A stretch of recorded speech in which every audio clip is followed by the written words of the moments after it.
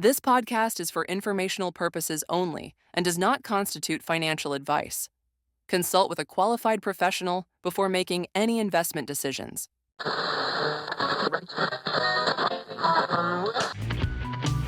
Welcome to the Wire Weekly Roundup. The week in real estate presented in digestible bites. Hold on while our AI hosts take us on another ride through this week's top real estate headlines. All right, The Wire listeners, real estate enthusiasts, pros, welcome. This is a special deep dive, really just for you. Yeah. Our mission today, we're taking that stack of articles, all the data that fed into your latest weekly roundup, and we're going to pull out the key bits, the nuggets, to help you get, even more informed quickly. Yeah, connect some dots. Exactly, because the real estate world, it's always moving. But this week's sources, wow. It's a fascinating mix of classic market stuff and some really unexpected frontiers. It is striking, isn't it, how just a few days worth of sources can paint such a comprehensive picture. It's complex. Yeah, it's definitely complex. So we'll be highlighting where things line up, maybe where they seem to contradict each other a bit. Yeah. And maybe what you might miss if you just glance at the headlines. Okay, let's jump right in then. Theme 1, the immediate market reality. We're clearly in a significant correction. Right. But the big question is, is it a crash or something else? A recalibration, maybe? Yeah, exactly. Former HUD Secretary Donovan, he didn't pull any punches, said housing affordability is the #1 issue in America right now. And you see that reflected, don't you? With rising taxes, insurance costs, it's squeezing people. For sure. But then you have sources like BiggerPockets saying, look, the housing market is correcting again, not crashing. So a bit more reassuring there. A different framing. Which leads us to this really interesting paradox. What are builders doing? Yeah. So CNBC reported builders are slashing prices at the highest rate in 3 years. Okay. Then Real Estate News notes they're kind of turning their back on single-family homes. And Ion Housing confirms that single-family starts weakening in June, mainly because of those affordability challenges. Okay, so hold on. This raises a really critical question, doesn't it? Yeah. How do we square that? Builders are slashing prices. They're moving away from single family. But then Ion Housing also reported that builder confidence edges up in July. Right. It feels totally contradictory. It does on the surface. Yeah. But I think this isn't just, a simple contradiction. It's probably more of a strategic pivot. Okay. Builders might be showing a kind of nuanced confidence. Maybe not building loads of traditional single-family spec homes right now, but perhaps confidence in other areas, like multifamily maybe, or confidence in their ability to use incentives to move the new builds they do have, making them look better than existing homes on the market. So confidence in their strategy, not necessarily the overall single-family market demand. Precisely. It shows where capital and effort are likely being shifted. Yeah. And that's why that RIS Media piece, the one on what home buyers should know about price-reduced listings, is so timely. Okay, got it. So that's the supply side adapting. What about buyers? What's the demand picture look like? Good question. Well, Real Estate News observed that buyer demand actually holds even as mortgage rates tick back up, which is interesting. It is, yeah. Resilient. And maybe the most intriguing part, nearly 3 in 5 buyers are apparently looking for homes outside their city. Right, the geographic arbitrage idea. Yeah, BiggerPockets explored that. People basically chasing affordability, looking further out to find value. Makes sense. And if we zoom out just a little bit, look north of the border. Canada. Yeah, Canadian sources are echoing some similar challenges. You see mentions of a housing downturn, construction job losses, and that's sparking serious talk about things like legalizing density and adaptive reuse, converting existing buildings. Canadian Real Estate Magazine covered that. Adaptive reuse, yeah. Turning old offices into apartments, that kind of thing. Exactly. It shows how the industry gets creative when affordability becomes such a crunch point. Okay, so that sets the stage. What does all this mean for, the engine of the market? Interest rates, lending, what's going on there? The financial side. Well, it's definitely a mixed bag. Some really conflicting signals, actually. Like what? Well, you've got one BiggerPockets source basically saying, don't count on a Fed cut. Pretty blunt. Okay, no cut coming. But then Real Estate News reports on a specific Fed official who apparently thinks the time has come to cut interest rates. Oh, great. So complete disagreement at the top. Seems like it. No clear consensus. And mortgage rates themselves, they're all over the place. Yeah. Realty Times noted rates continue to move up. CNBC reported weekly mortgage demand plummets 10% because of rates and, well, economic worries. Ouch, 10%. Yeah.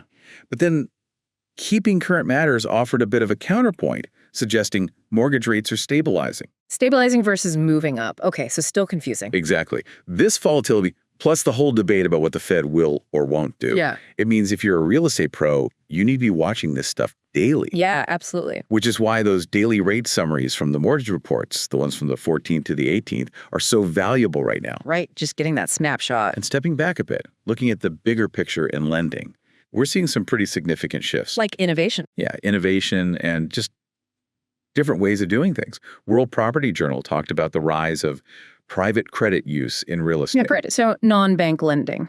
Essentially, yeah. Yeah. Can be more flexible, maybe faster when traditional banks are being cautious. It's becoming more important in dynamic markets like this. Okay. And CNBC had the CEO of Vantage Score on.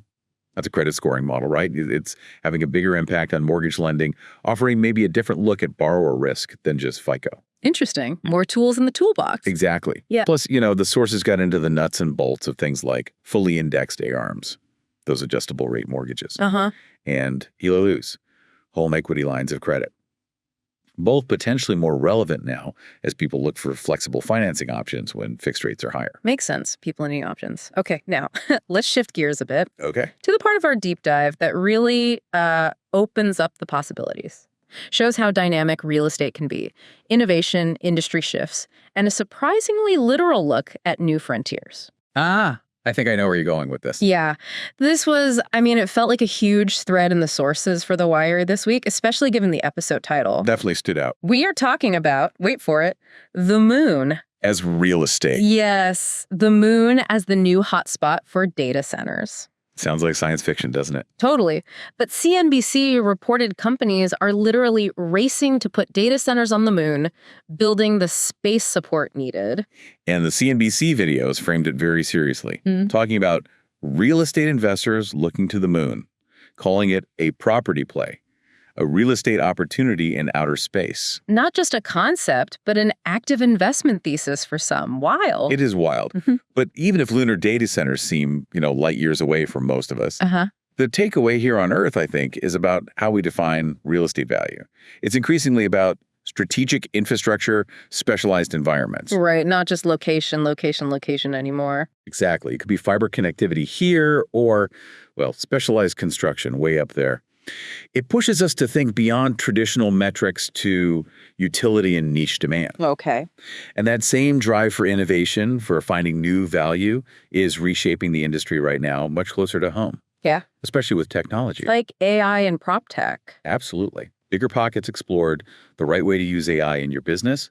We saw Italy's rural revival being boosted by PropTech, finding value in overlooked properties. Even sustainability software, like Measurables platform mentioned in World Property Journal, that's becoming part of the core value proposition for buildings. And this tech push, it's hitting the brokerage world hard too, right? Oh, definitely. Yeah. Big players are investing heavily in data and efficiency. Like the new Zillow tools aiming to help buyers streamline things for agents.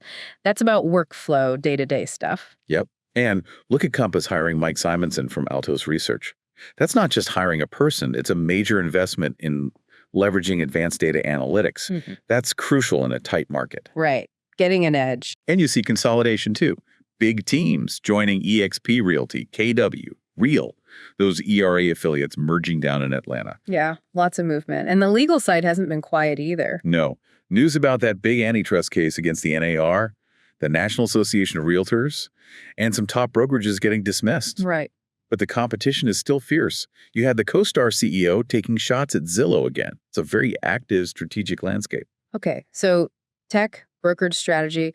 What about actual building? Any innovation there? Yes, tangible shifts too. Yes. Not just digital. Canadian Real Estate Magazine talked about the modular prefab mass timber opportunity. Mass timber, right. Building with wood, basically, but in new ways. Exactly. And CNBC reported on Europe's Wood City in Stockholm, a huge development being built primarily from timber. It's about efficiency, sustainability, maybe faster construction. Interesting. Trying new ways to build things. And it connects back to broader development ideas too.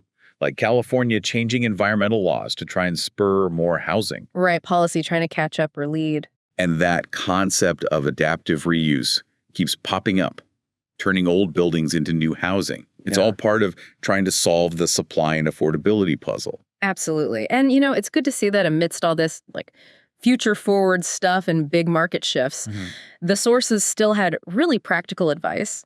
Realty Times asking, should you fix up your house before listing?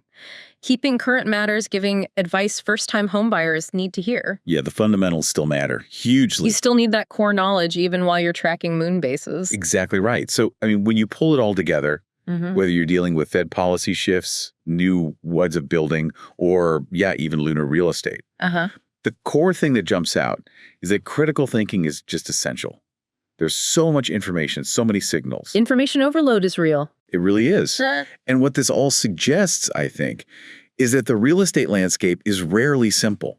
You're always going to have multiple angles, different data points. Those contradictions we talked about, they're actually part of the learning curve, helping you see the underlying currents. Okay, so that brings us nicely to the key takeaway for the Wiry listeners. What should they be focusing on? What's the bottom line? Yeah, I think it's this. The current market demands a really dynamic, really forward-thinking approach.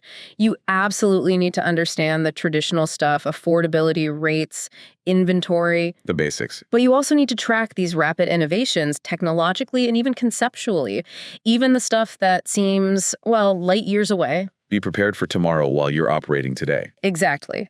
It's about being ready for what's next while excelling right now. So here's that final provocative thought for everyone to chew on. Okay, let's hear it. If serious real estate firms, serious investors are genuinely planning for data centers on the moon today, what seemingly impossible real estate venture right now might actually become a viable opportunity for your business in just, say, 5 or 10 years. Makes you think, doesn't it? Definitely something to ponder. If you're interested in your own personalized edition of The Wire, please visit us at thewire.fm/custom.